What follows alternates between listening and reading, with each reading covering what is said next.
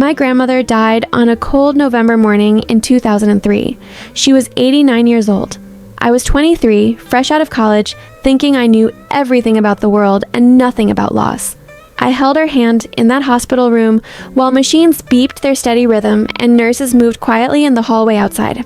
Her skin was paper thin, translucent, marked with age spots and the faint blue traces of veins that looked like rivers on an ancient map. But her grip was strong, stronger than I expected, stronger than it had any right to be for a woman who weighed 90 pounds and had been dying for 3 weeks. She opened her eyes and looked at me with a clarity that had been absent for days. The morphine haze that had kept her floating in some space between consciousness and sleep lifted for just a moment, and behind her eyes I saw the woman she had been 70 years ago, young, sharp, alive with secrets and dreams and a fire that age and illness couldn't completely extinguish. "Baby," she whispered, her voice rough like gravel and silk mixed together, like someone who had smoked for 50 years, even though she never touched a cigarette in her life. "Come closer. I need to tell you something. Something I should have told someone a long time ago but couldn't. Something that's been eating at me for 66 years. I leaned in, my ear inches from her mouth. I could smell the hospital smell on her, that peculiar mixture of antiseptic and decay, of cleaning products trying to mask the inevitable. I could feel her breath shallow and warm against my skin. "I need to tell you about Robert," she said. And the way she said his name, even after all those years, even with death waiting patiently in the corner of the room like an old friend who knew his time was coming, carried a weight I couldn't quite understand then but would spend the next 20 years trying to process. Love, fear, regret, longing, all mixed together in 2 syllables that seemed to hold an entire lifetime of emotion. "Robert Johnson," she continued, each word taking effort, each syllable measured and deliberate. "I loved him. And he loved me. And one night in 1937, I saw something that has haunted me every single day since. Something that made me run away from him, from Mississippi, from everything I knew and everyone I loved. Something that changed the way I understood the world. And I need to tell you because I can't take this to my grave. I can't carry it alone anymore. The weight of it has been crushing me for longer than you've been alive, longer than your mother has been alive. And I need to pass it to someone who will understand, who will keep it safe, who will know what to do with it when I'm gone." She squeezed my hand so hard it hurt, her fingernails digging into my palm. Her eyes were wet with tears that hadn't fallen yet, pooling in the corners, catching the fluorescent light from above. "But you have to promise me something. You have to promise that you'll never tell this story while I'm alive. Wait until I'm gone. Wait until it can't hurt me anymore, until I don't have to face the questions or the disbelief or the judgment. Can you promise me that, baby? Can you give me your word?" I promised. What else could I do? She was my grandmother. She was dying. The doctors had given her days, maybe hours. So I promised to keep her secret, to guard it like a treasure, to let it live only between the 2 of us until she was gone, and only then, only after she had passed from this world into whatever comes next, could I decide what to do with it.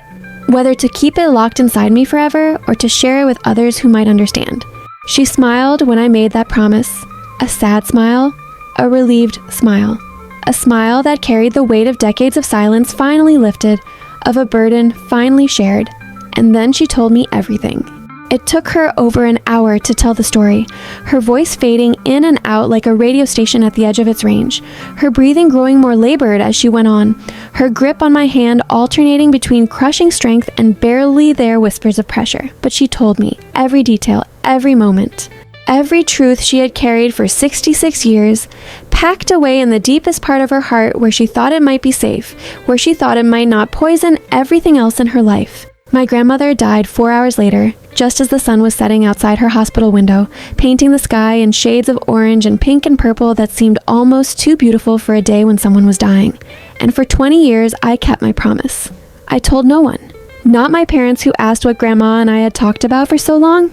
Not my siblings who wondered why I seemed so shaken at the funeral. Not my wife who noticed that I sometimes woke up in the middle of the night with my grandmother's words echoing in my head. The secret lived in me like a seed planted deep in dark soil, growing roots, spreading branches into every part of my life, changing the way I heard music, changing the way I thought about talent and genius and the prices people pay for greatness. But now, 20 years later, I can't carry it alone anymore. The weight is too much. It's affecting my sleep, my relationships, my ability to listen to certain kinds of music without feeling a chill run down my spine. And my grandmother is gone. She's been gone for 2 decades, so I'm breaking my silence. I'm breaking the promise in order to honor the deeper promise beneath it. The unspoken request that I do something with this story, that I not let it die with me the way it almost died with her. I'm telling you what she told me. I'm sharing the story of my grandmother and Robert Johnson. The story of one night in 1937 that changed everything. The story that explained so much about the legend and the man and the music that still haunts us today, nearly 90 years after his death. My grandmother's name was Evelyn May Harrison. She was born in 1914 in a small town called Tutwiler, Mississippi. A place that probably doesn't appear on most maps, not much more than a crossroads really. A place where the railroad tracks met dirt roads, where cotton fields stretched to the horizon in every direction like an ocean of white under the brutal Delta sun, where the heat in summer could kill you if you weren't careful, and the poverty could break you even if you were. She was the youngest of 6 children born to parents who had themselves been born in the last gasp of the 19th century, who had lived through Reconstruction and Jim Crow and all the particular horrors that came with being black in the Deep South during that era. Her father, whose name was Thomas Harrison, worked the fields from sunup to sundown, his hands perpetually stained with the red clay of Mississippi, his back bent from years of stooping to pick cotton that would make other people rich.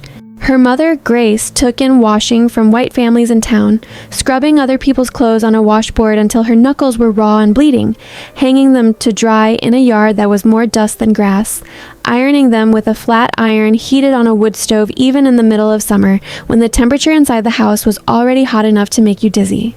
They were poor, desperately poor, the kind of poor where you ate the same meal of beans and cornbread 5 nights a week and felt lucky to have that much. But everyone was poor, so it didn't feel like poverty. It just felt like life, like the way things were and always would be. Evelyn was beautiful. I've seen the photographs that survived, faded now, yellowed with age, some torn at the edges or water-stained or marked with fingerprints from decades of being handled and packed away and rediscovered. Tall and slender, with skin the color of honey, smooth and luminous even in those old black and white photos that didn't do justice to the warmth of her complexion. She had high cheekbones and full lips and eyes that seemed to hold secrets even when she was young, even before she had any real secrets to hold. She had a smile that could light up a room and a laugh that made people want to be near her, that made them feel like maybe life in Tutwiler wasn't quite as hard as it seemed. Men noticed her from the time she was 14, 15 years old. Noticed her walking to school or to the store or to church on Sunday mornings. Some of them were respectful about it. Others weren't. That's how it was in those days, in that place. A beautiful young black woman had to learn quickly how to navigate male attention, how to deflect it without causing offense, how to protect herself without making enemies. But Evelyn wasn't interested in most of them. She had dreams bigger than Tutwiler, bigger than Mississippi, bigger than anything her parents could imagine. She wanted to see the world, wanted to live in a city with tall buildings and paved streets and electric lights, wanted to wear nice clothes that weren't hand-me-downs or made from flour sacks, wanted to eat in restaurants and see movies in theaters and be somebody other than Thomas and Grace Harrison's youngest daughter. The problem was that in 1930s Mississippi, if you were black and poor and female, your options were severely limited, almost non-existent. You could marry a farmer and have babies and work yourself to death by 40, your body used up by childbirth and fieldwork and the relentless grind of poverty. Or you could work in someone's kitchen, cooking and cleaning and raising white children for wages so small they were almost insulting, wages that barely covered your own rent and food. Or, if you were lucky and beautiful and willing to take risks, willing to blur certain lines and navigate certain dangers, you could find your way into the juke joint scene, not as a worker, not as someone who served drinks or cleaned tables, as an attraction. A girl who could bring in customers just by being there, just by existing in that space, making it feel more alive and exciting and worth the trip. That's what Evelyn did. By the time she was 21 years old, in 1935, she was working at a juke joint called Big Sam's, located about 10 miles outside of Clarksdale on a dirt road that was almost impassable when it rained. The building itself was nothing special, just a large room built from rough lumber with a tin roof that turned the place into an oven in summer and did nothing to keep out the cold in winter. There were tables made from old doors laid across sawhorses, chairs that didn't match, a bar that was just a plank of wood supported by barrels. The floor was dirt mixed with sawdust that stuck to your shoes and got tracked everywhere. But on Friday and Saturday nights, Big Sam's was the place to be. Musicians came through playing blues and jazz, people danced and drank and forgot for a few hours about the backbreaking work that waited for them come Monday morning. Evelyn didn't serve drinks at Big Sam's, didn't clean tables or work in the kitchen. She was what they called a house girl, though that term covered a lot of territory and meant different things in different places. In Evelyn's case, it meant she wore nice dresses that Big Sam provided from who knows where, dresses that were nicer than anything she could have afforded on her own, dresses that made her look sophisticated and worldly. She danced with customers who asked her to dance. She sat at their tables and laughed at their jokes and made them feel special, important, seen. She listened to their problems and their stories and their dreams with what appeared to be genuine interest. And Big Sam paid her for it. Not much by any reasonable standard, but more than she could make anywhere else. Enough to save a little money, enough to dream about leaving someday, about buying a bus ticket to Chicago or Detroit or anywhere that wasn't Mississippi. Evelyn was good at her job. She had a natural talent for it, an instinct for reading people, for knowing when to laugh and when to be serious, when to touch someone's hand in sympathy and when to keep her distance.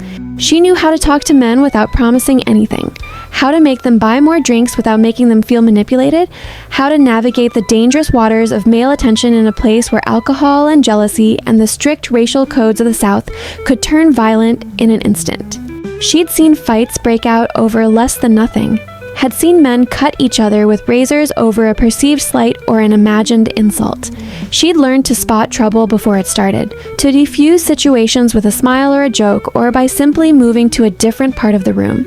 She learned that survival in a place like Big Sam's required constant vigilance, constant awareness, constant calculation of risk and reward.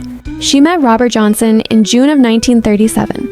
He came to Big Sam's on a Saturday night, guitar case in hand, looking for a place to play and maybe make a few dollars from tips and whatever cut Big Sam was willing to give him. Evelyn had heard of him by then. Everyone who followed the blues scene in the Delta had heard of Robert Johnson, the young guitarist who had appeared seemingly out of nowhere 2 years earlier with a talent that defied explanation, that made experienced musicians shake their heads in disbelief.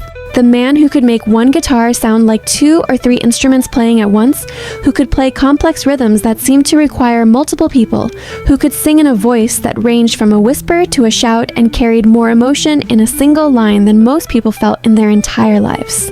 She had never heard him play in person, but she knew the stories. Knew about his transformation from a mediocre harmonica player who couldn't keep time to a guitarist whose skill seemed almost supernatural.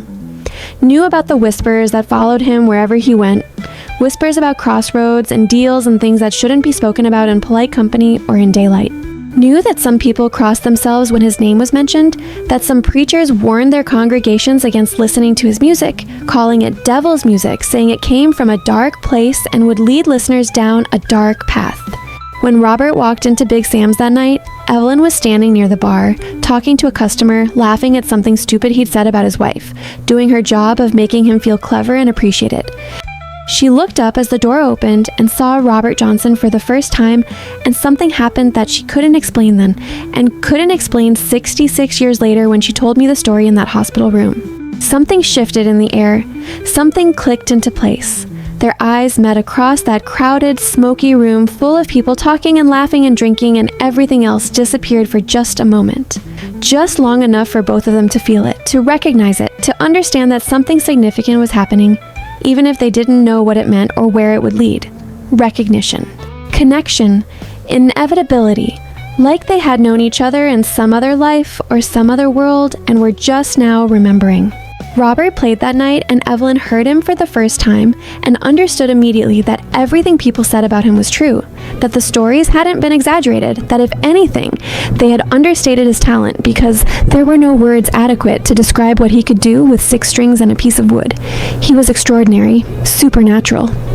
When his fingers moved across those frets, when his voice rose and fell, when he played slide guitar with a bottleneck that made sounds like crying, like laughing, like praying, like speaking in tongues, everyone in that juke joint fell silent and listened. Even the drunks stopped drinking, even the fighters stopped fighting, even the couples who had come to dance stood still. Everyone just listened, transfixed, caught in something that felt almost religious in its intensity. And Robert, while he played, kept looking at Evelyn. Not constantly, not obviously enough that others would notice and comment, but enough that she noticed. Enough that she felt it like a physical touch every time his eyes found her in the crowd. After his set, after the last note had faded and people slowly started talking again, returning to their normal activities with a kind of reluctance like they were waking from a beautiful dream, Robert put his guitar in its case and came over to where Evelyn was standing. He introduced himself, though he didn't need to. Everyone knew who he was. They talked for hours that night, standing at first near the bar and then moving to a corner table where they could hear each other better over the noise. They didn't talk about music. They didn't talk about the blues or the juke joint circuit or any of the things you might expect musicians to talk about. They talked about other things. About dreams and places they wanted to see and books they'd read and ideas they had about how the world worked and how it should work. Robert was smart. People don't talk about that enough when they talk about Robert Johnson. They talk about his guitar playing and his voice and his mysterious death and the Crossroads legend, but they don't talk about how intelligent he was, how well-read for someone with limited formal education, how curious about everything from history to science to philosophy, how he could discuss Marcus Garvey and W.E.B. Du Bois with the same ease that he could discuss different guitar tunings and chord progressions. Evelyn fell in love with him that first night. She knew it was stupid even as it was happening, knew it was dangerous. Knew that Robert Johnson was not a man who stayed anywhere or with anyone for long, that he was always moving, always restless, always chasing something or running from something. But she fell anyway, fell hard and fast and completely, the way you can only fall when you're young and haven't yet learned all the ways love can hurt you. They became lovers within a week. Secret lovers because Robert was married, though his wife wasn't with him and hadn't been for some time. Because Evelyn worked at Big Sam's and relationships with customers were complicated at best, dangerous at worst. Because in the Delta in 1937, everything had to be secret if you wanted to survive. If you wanted to avoid the attention of people who might hurt you for violating unspoken rules and invisible boundaries. They met in the afternoons when Robert wasn't traveling to other towns to play shows in a small room Evelyn rented above a grocery store in Clarksdale. The room was tiny, barely big enough for a bed and a chair and a small table, but it was hers and it was private and it was a place where they could be together without worrying about who might see or what they might say. They would lie together in the afternoon heat with the windows open and curtains moving in whatever breeze might come, their bodies slick with sweat, and Robert would play guitar softly and sing songs he'd written for her. Songs about honey-colored skin and eyes that held secrets, and a laugh that made the world feel less heavy. Songs he never recorded, songs he never played in public. Songs that died with him and exist now only in my grandmother's memory, passed to me in fragments in that hospital room. Evelyn said those were his best songs, better than Sweet Home Chicago or Love in Vain or any of the songs that made him famous. Those private songs, those offerings of love given in a small room in the afternoon heat, those were the truest things he ever created. For 3 months, from June through August of 1937, they were happy. As happy as two people could be in those circumstances with all the complications and secrets and limitations that surrounded them. Robert would leave for a week or two at a time to play shows in other towns, traveling throughout the Delta and sometimes beyond, and Evelyn would wait for him, counting the days until he returned, working at Big Sam's but only going through the motions, her mind elsewhere, her heart traveling with a man who carried a guitar and a burden she didn't yet understand. When Robert came back from these trips, he always brought her something, a scarf from Memphis, a bottle of perfume from Helena, a book from a shop in Greenwood. Small things, inexpensive things, but chosen carefully. Things that showed he thought about her when he was gone. Things that said she mattered to him in ways that went beyond physical attraction or temporary companionship. But during those 3 months, Evelyn began to notice changes in Robert. Subtle things at first, easy to dismiss or rationalize. The way he would wake up in the middle of the night, sitting bolt upright in bed, breathing hard, looking around the room like he expected to see someone standing in the shadows. The way he would sometimes stop mid-sentence while they were talking and tilt his head slightly, as if listening to something only he could hear, his eyes going distant and unfocused. The way his hands would shake sometimes when he wasn't playing guitar, trembling like he had palsy or damaged nerves or something worse, something that was eating at him from the inside. She asked him about it once. They were lying in bed after making love, the afternoon sun slanting through the window and making patterns on the wall, Robert's guitar leaning in the corner where he'd left it, and his hands were shaking so badly he couldn't light a cigarette. He kept striking matches, and they would go out before he could get the cigarette to his lips, his hands trembling too much to complete the simple task. "What's wrong?" Evelyn asked, propping herself up on one elbow to look at him. "Your hands. This happens more and more lately. Are you sick? Have you seen a doctor?" Robert looked at his hands like they belonged to someone else, like he was seeing them for the first time and trying to understand what they were and why they were attached to his body. "I'm not sick," he said quietly, his voice flat, emotionless. "Not the way you mean. I'm paying a price, that's all." "What price?" Evelyn asked, sitting up now, pulling the sheet around her. "For what?" Robert didn't answer for a long time. So long that she thought he wasn't going to answer at all, that he decided the conversation was over and they would sit in silence until the shaking stopped and he could light his cigarette and they would move on to talking about something else.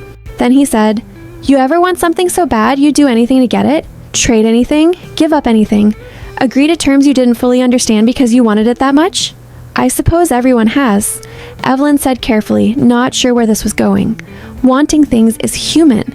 We all want things we can't have." "Well," Robert said, and there was something in his voice that made her skin prickle, made the hairs on her arms stand up despite the heat. "I wanted to play guitar better than anyone who'd ever lived. Wanted it more than anything. More than food or comfort or safety. More than love, though I didn't know about love then. More than life itself. And I got what I wanted. I can play guitar better than anyone. You've heard me. You know it's true." "That's good, isn't it?" Evelyn asked, though some instinct told her it wasn't good, that there was something wrong in the way he was talking, something off in his tone and his words. "Isn't that what every musician wants? To be the best?"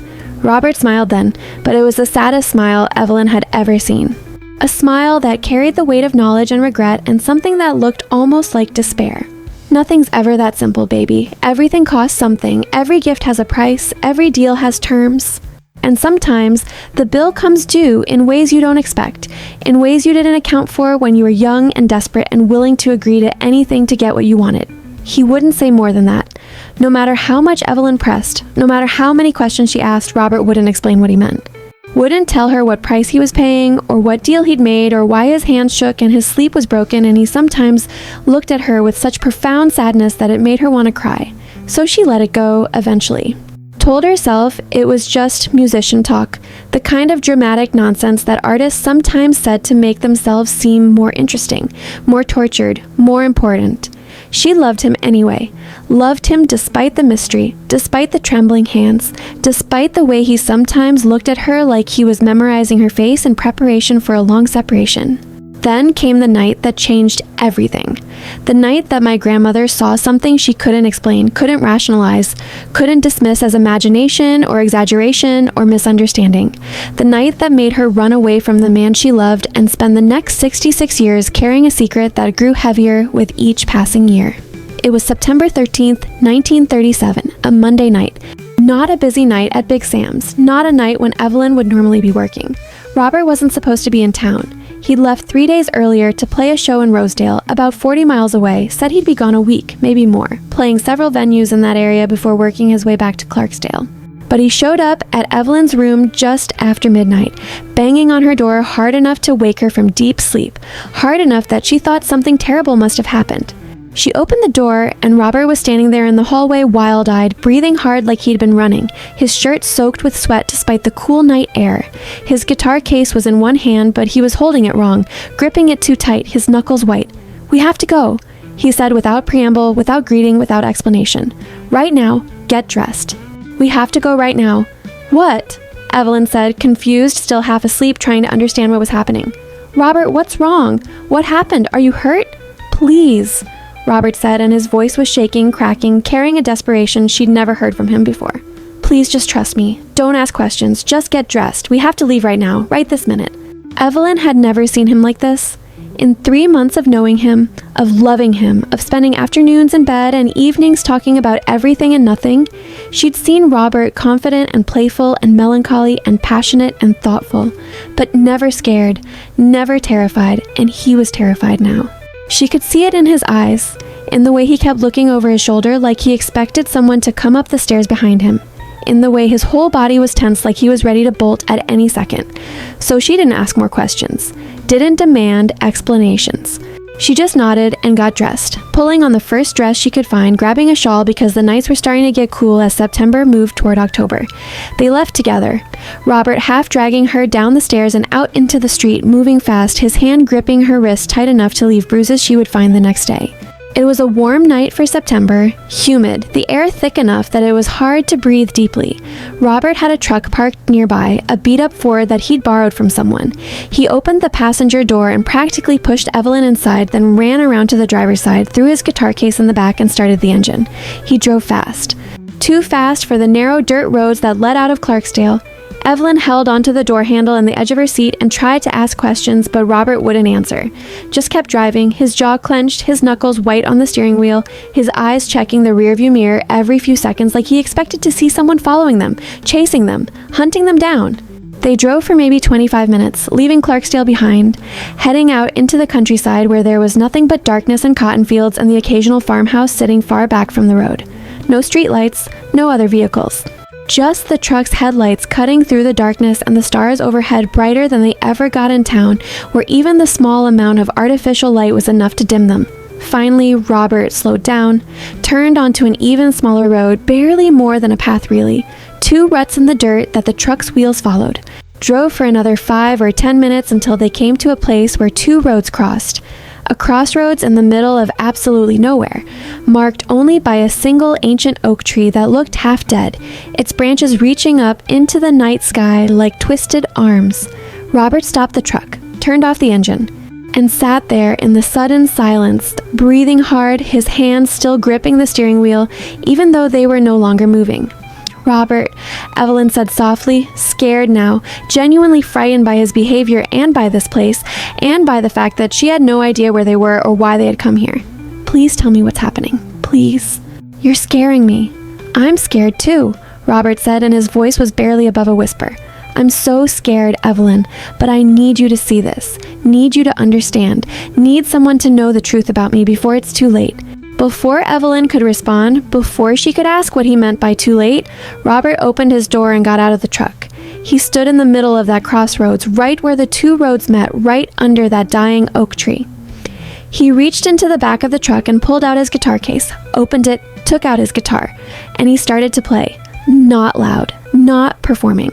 Just playing, soft and low, a melody Evelyn had never heard before, sad and beautiful and desperate all at once, a melody that sounded like a prayer and a plea and a goodbye all mixed together.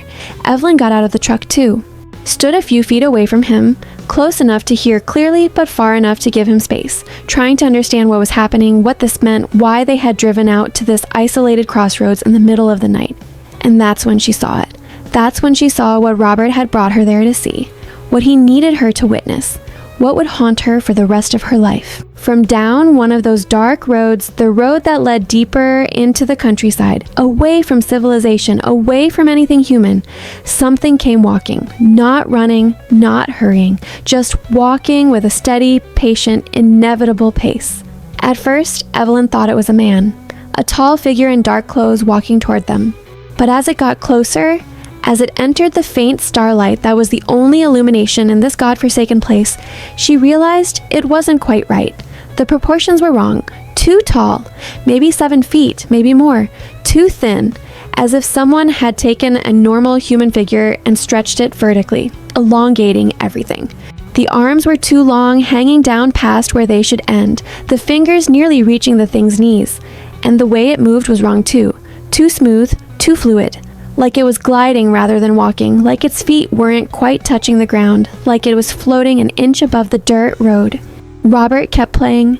His hands were shaking worse than Evelyn had ever seen them shake, but his playing was perfect, note after note falling into the night air like tears, like prayers, like the desperate pleas of someone who knows they're drowning and can't reach the surface. The figure kept coming, closer and closer, steady and patient and absolutely inevitable, until it was standing maybe 10 feet away from Robert on the other side of that crossroads, separated from him only by the point where the 2 roads intersected. That's when Evelyn got a better look at it. That's when she saw its face, or rather, didn't see its face. Because where a face should have been, where eyes and nose and mouth should have been arranged in the familiar human configuration, there was only darkness. Not shadow, not the simple absence of light, but darkness that seemed to have substance and weight, darkness that seemed to absorb light and sound and warmth and give nothing back, darkness that was somehow alive and aware and looking at her even though it had no eyes to look with. The figure spoke.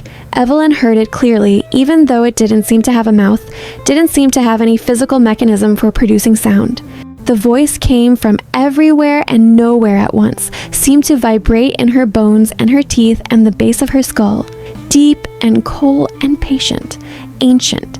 The voice of something that had existed long before humans walked the earth and would exist long after they were gone. You called, it said. Not a question, a statement of fact. I came, Robert said, his voice steady despite the shaking hands, despite the terror that Evelyn could see written across every line of his face. We had a deal. We did. The figure agreed, and there might have been amusement in its voice, though it was hard to tell, hard to read emotion in something so utterly inhuman. Do, Robert corrected, and his voice cracked slightly on that single syllable. We do. Present tense. The deal still stands. I'm not done yet. The terms were clear, the figure said, and now Evelyn could hear something in his voice that might have been satisfaction, might have been pleasure, might have been the sound of something savoring a meal it had waited a long time to consume. Talent beyond anything you had imagined, ability that would make you a legend, fame that would outlast your life by decades, by centuries. The power to move souls with your music, to change the course of history, to create something that would transcend the limitations of your brief human existence. All of this I gave you, all of this you received. The bargain was kept. And I'm grateful. Robert said quickly, desperately, I am. You gave me everything you promised. Everything and more, but the price. It's more than we agreed. You're taking more than we discussed. You're taking things that weren't part of the deal. I take what is owed, the figure said, and his voice was colder now, harder, less amused. Nothing more, nothing less. Exactly what was agreed upon. You're taking my sleep, Robert said, and his voice was rising now, becoming more desperate, more pleading. You're taking my peace. You're taking my ability to love this woman the way she deserves to be loved. That wasn't part of the deal. You said talent. You said fame. You said my music would live forever. You didn't say you'd take everything else. You didn't say you'd hollow me out until there was nothing left but the music and the fear. Everything has a cost, the figure said, and now it sounded almost gentle. Almost sympathetic, though sympathy from such a thing was somehow worse than cruelty would have been. You wanted to touch greatness.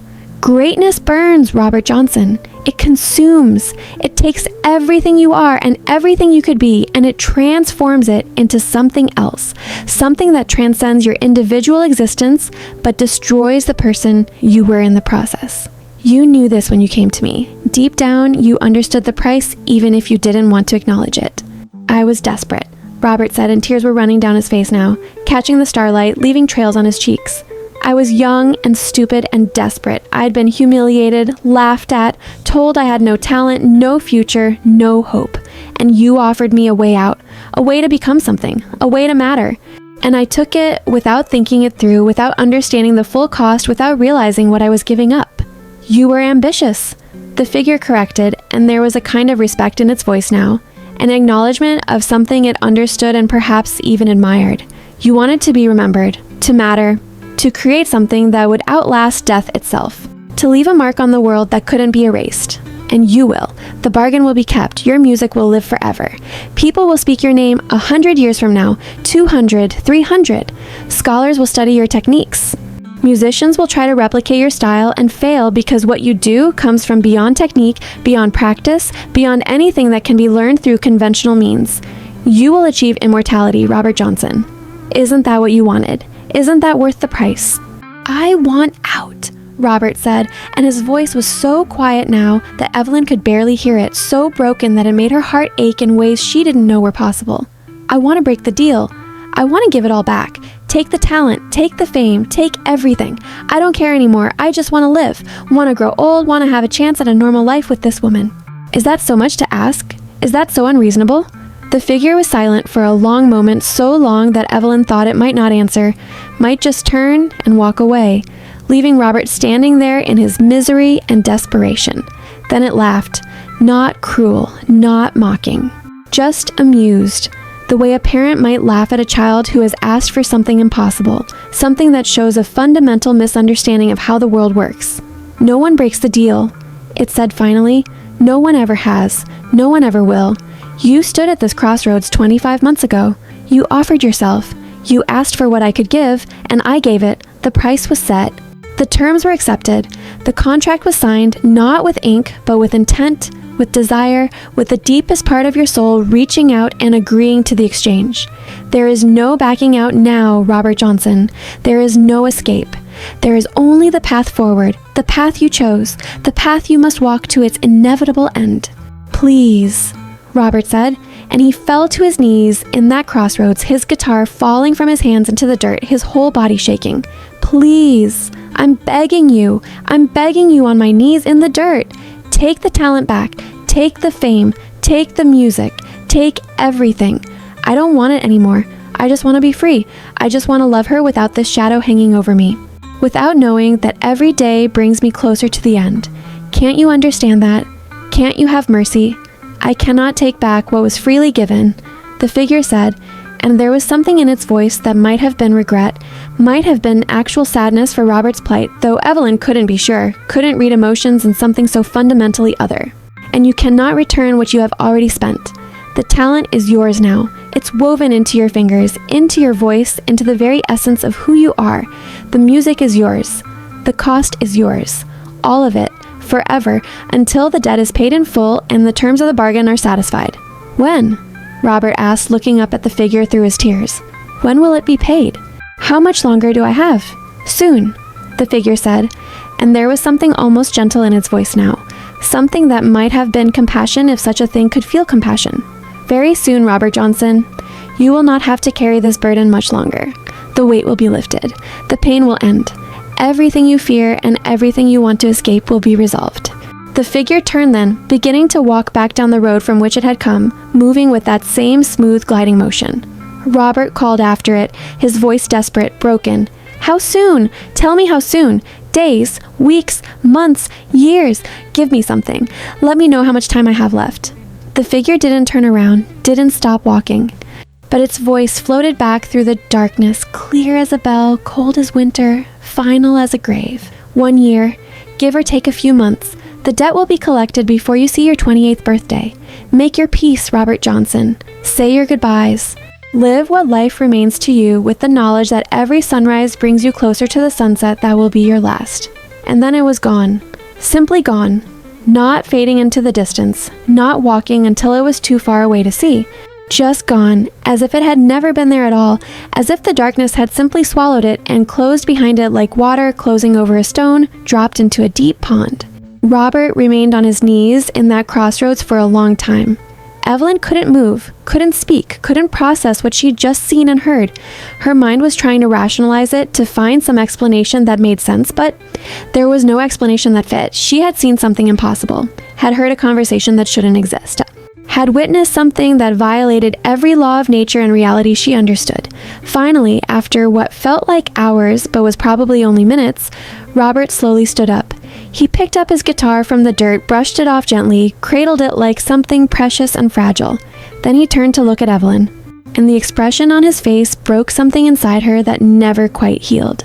"Now you know," he said softly, his voice hoarse from crying. "Now you understand. Now you see why I wake up screaming, why my hands shake, why I can't promise you forever or even next month. Why I look at you sometimes like I'm trying to memorize your face because I know I won't have much longer to look at it. This is what I did. This is what I am. This is the price I'm paying for the ability to play guitar better than anyone else." Evelyn wanted to go to him, wanted to hold him, wanted to tell him it would be okay, that they would find a way out of this, that love could somehow overcome whatever bargain he had made, but she couldn't make her feet move, couldn't close the distance between them, because she understood now, understood in a way that went beyond words, beyond rational thought. Robert Johnson had made a deal with something that wasn't human, wasn't natural, wasn't anything that should exist in the world she knew. And that deal was going to kill him, was already killing him, slowly, piece by piece, taking everything good and leaving only the music and the fear and the knowledge that time was running out.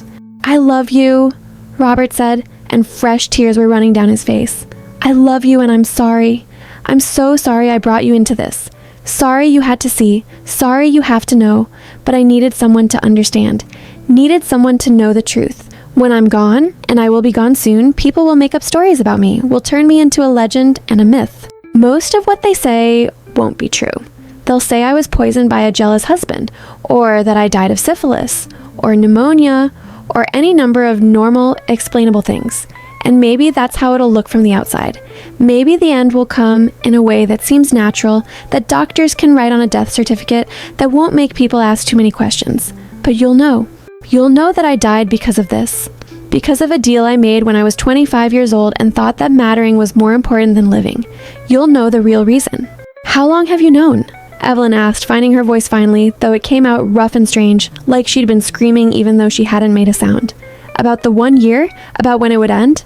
Since the beginning, Robert said. That was part of the deal. 27 years old, that's when the debt comes due. That's when the bill gets paid. I knew it when I agreed. I was 25 then. It seemed like a long time. 2 years, 730 days. I thought I could do a lot in 2 years. Thought I could make my mark and be content with that.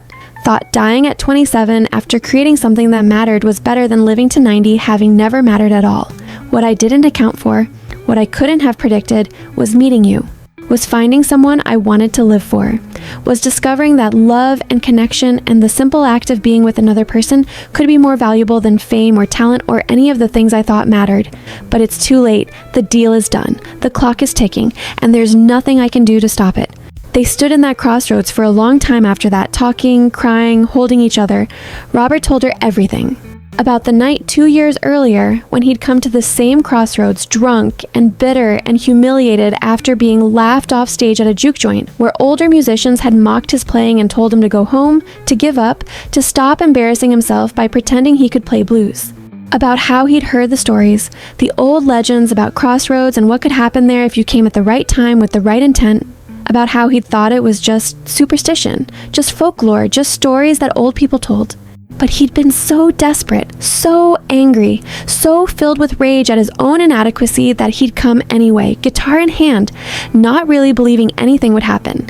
About how he'd stood in this exact spot and played badly, all the frustration and bitterness and self-loathing pouring out through his clumsy fingers.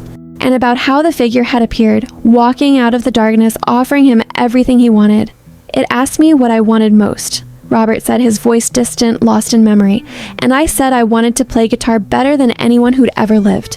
Wanted to be remembered. Wanted to matter. Wanted people to stop laughing at me and start respecting me, and it said it could give me that.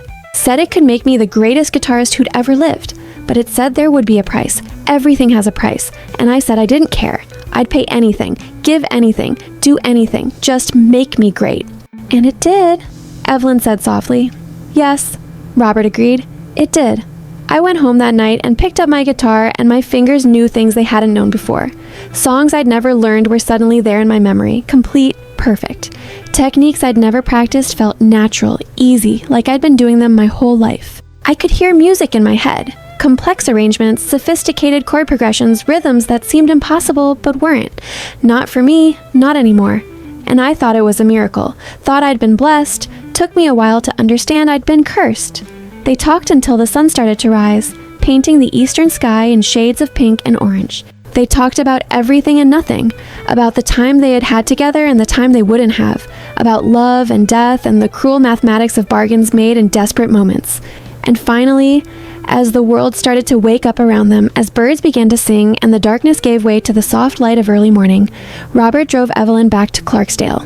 He dropped her off at her room, kissed her goodbye, a long kiss that tasted like salt and tears and regret, told her he loved her one more time, and she never saw him again. She couldn't. Evelyn made the decision that morning as she sat alone in her room, still wearing the dress she'd pulled on in the middle of the night, still shaking from what she'd witnessed. She couldn't stay, couldn't watch Robert Johnson slowly be consumed by whatever he'd agreed to, couldn't be there when the debt came due and that thing returned to collect. She loved him too much. If she stayed, if she watched him decline, if she was there when he died, it would destroy her. She would carry that trauma forever, would never be able to move past it, would spend the rest of her life haunted by the image of Robert's final moments. So, she did the only thing she thought she could do. She ran. The next day, she packed everything she owned into a single bag. Told Big Sam she was leaving, family emergency up north, had to go right away. Took what money she'd saved and bought a bus ticket to Chicago. She left Mississippi without telling Robert, without saying goodbye, without explaining why, just disappeared from his life as completely as he would soon disappear from the world. It was cowardice. She knew it then, and she knew it when she told me the story 66 years later in that hospital room. She had abandoned the man she loved when he needed her most, had run away rather than stand by him through whatever was coming, but she also knew she wouldn't have survived it. Wouldn't have been able to watch him die, knowing what was really killing him, knowing that somewhere in the shadows that thing was waiting patiently for its payment. She got a job in Chicago working in a factory that made parts for automobiles. The work was hard and boring and the pay was terrible, but it was better than anything she could have found in Mississippi. She lived in a boarding house with 7 other women, all of them Southern girls who'd fled north looking for something better, something different, some escape from the crushing limitations of the Jim Crow South. She tried to build a new life, tried to forget, tried to convince herself that what she'd seen at that crossroads had been a dream, a hallucination, something explainable. She met my grandfather 11 months later, in the summer of 1938. His name was William Parker, and he was a good man, solid and reliable and completely ordinary in all the best ways. He worked for the Postal Service. He paid his bills on time. He went to church every Sunday. He wanted a wife and a family and a quiet life, and he saw something in Evelyn that made him think she could be part of that vision. They were married in October of 1938. My grandmother walked down the aisle in a simple white dress, smiling, looking happy, committing herself to this good man who knew nothing about her past or the secrets she carried. 2 months later, she was pregnant with my mother. She built a life, had 3 children, watched them grow up and have children of their own, was married to my grandfather for 57 years until he died in 1995. By all outward appearances, she was happy, but she never forgot Robert Johnson, never stopped loving him, never stopped dreaming about him, and never stopped wondering if there was something she could have done, some way she could have saved him, some price she could have paid to break the deal he'd made. Robert Johnson died on August 16, 1938, in a small cabin near Greenwood, Mississippi. Evelyn was in Chicago when it happened, 7 months pregnant with my mother, trying to set up a nursery in the small apartment she and my grandfather had rented. She didn't learn about Robert's death until 3 weeks later when she happened to see a notice in a blues magazine that someone had left at the factory. The notice was small, just a few sentences. Bluesman Robert Johnson, aged 27, died August 16th in Greenwood, Mississippi. Cause of death unknown, though local reports suggest possible poisoning. Survived by no known family. Evelyn read those few sentences and felt something break inside her. He was gone. The man she had loved was dead at exactly the age that thing had predicted, within weeks of when it said the debt would be collected. She didn't know the details then, didn't know that he'd died in agony, convulsing, screaming about things that weren't there, didn't know that he'd spent his final days in terror, calling out to shadows, begging for more time. She would learn those things later, years later, when she finally worked up the courage to track down people who had been there, who had witnessed his final moments. But in that moment, reading that small notice in a magazine, all she knew was that he was gone and she hadn't been there, and maybe if she had stayed, maybe if she'd been braver, things could have been different. Robert Johnson's music did exactly what the figure at the crossroads had promised. It outlived him by decades, by generations. His recordings, just 29 songs cut during 2 sessions in San Antonio and Dallas in 1936 and 1937, became some of the most influential music ever created. Every rock guitarist who came after him was influenced by Robert Johnson, whether they knew it or not. Eric Clapton called him the most important blues singer who ever lived. Keith Richards said, "Hearing Robert Johnson for the first time changed his life. The Rolling Stones covered his songs. Led Zeppelin borrowed his riffs. Robert's technique, his style, his approach to the guitar became the foundation for entire genres of music. He achieved the immortality he'd been promised. His name is remembered. His influence is incalculable. People who have never heard of most of the other Delta bluesmen know Robert Johnson, know his name, know his legend, know the stories, the myths, the crossroads tale that gets told and retold and endlessly debated. But the price was everything else. The price was a life cut short at 27. The price was dying in fear and pain, alone except for a few people who didn't really understand what was happening. The price was never growing old, never having children, never building something stable and lasting beyond the music. The price was trading all his tomorrows for the perfection of today. And my grandmother, for 66 years, carried the knowledge of that price, carried it alone, carried it through her marriage and her children and her normal, ordinary life that was built on a foundation of secrets. She would listen to Robert's recordings sometimes when no one else was home, would put on Love in Vain or Hellhound on My Trail or Crossroad Blues and sit in her living room and cry. Cry for the young man she'd loved. Cry for what he'd given up. Cry for the choice he'd made that seemed so reasonable to him at the time, but cost him everything in the end. Cry for her own failure to stay with him, to be there when he needed her, to hold his hand as he died the way she would eventually hold his when her own time came. My grandfather never knew about Robert or the crossroads or any of it. He was a good man, but he was also a simple man, someone who saw the world in straightforward terms who wouldn't have been able to comprehend what Evelyn had witnessed, so she kept it from him. Let him think her occasional sadness was just the melancholy that sometimes overtook people, that her tears when certain songs played on the radio were just emotional sensitivity. She protected him from knowledge that would have disturbed him, that would have made him question everything he believed about the world. In her final days in that hospital room, my grandmother told me she had 2 great regrets in her life. The first was leaving Robert. She understood why she'd done it, understood it was self-preservation, understood that watching him die would have destroyed her, but she regretted it nonetheless, regretted not being there at the end. Regretted that he died knowing she'd abandoned him, that the woman he loved had run away rather than face his end with him. She hoped he'd forgiven her, hoped he'd understood, but she would never know. The second regret was keeping the secret for so long. She said that by not telling anyone, by keeping silent about what she'd seen and heard, she'd allowed Robert Johnson to become nothing more than legend and myth and mystery, allowed people to make up stories that weren't true, to speculate endlessly about crossroads and devils without really understanding what had happened. The real man, the scared young musician who'd made a desperate bargain and spent his final years trying to escape it, had disappeared behind the mythology, and she felt responsible for that. Felt that by keeping silent, she'd contributed to turning Robert Johnson into something he wasn't, a figure of myth rather than a human being who'd made a terrible mistake and paid for it with everything he had. That's why she told me, why she broke her decades of silence in those final hours. She wanted someone to know the truth, wanted the real story to be told even if people didn't believe it, even if they dismissed it as the confused memories of a dying woman.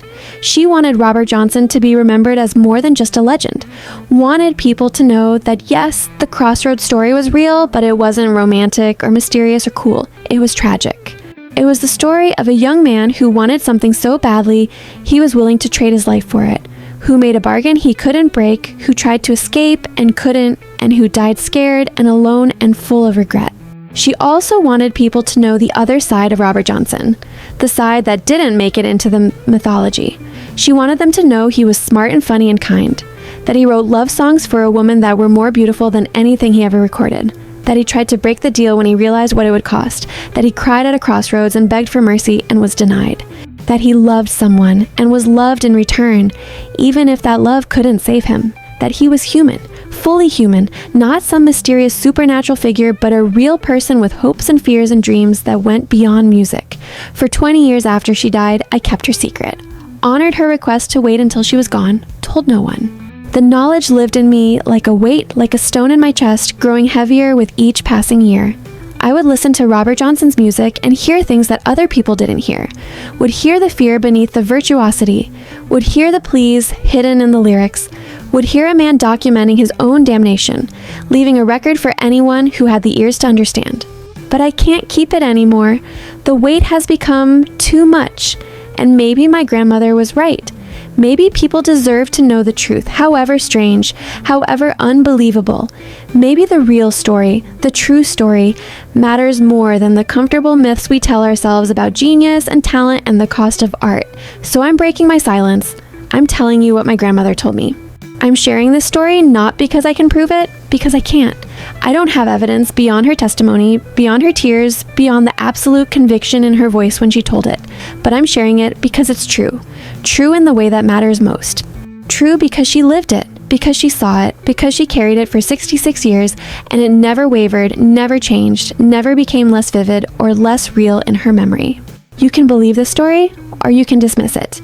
You can accept it as truth or explain it away as the delusions of a dying woman, as myth, as metaphor, as anything that lets you sleep at night. But before you dismiss it completely, I want you to do something. I want you to listen to Robert Johnson's music one more time. Really listen. Not as background noise, not casually, but with full attention. Listen to Crossroad Blues and hear a man singing about the actual crossroads where he made his deal.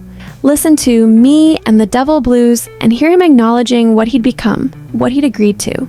Listen to Hellhound on My Trail and hear his fear of what was following him, what was waiting for him, what was going to collect its due. Listen to Love in Vain and hear the sadness of a man who found love too late after he'd already traded away his future. It's all there in the music, hidden in plain sight.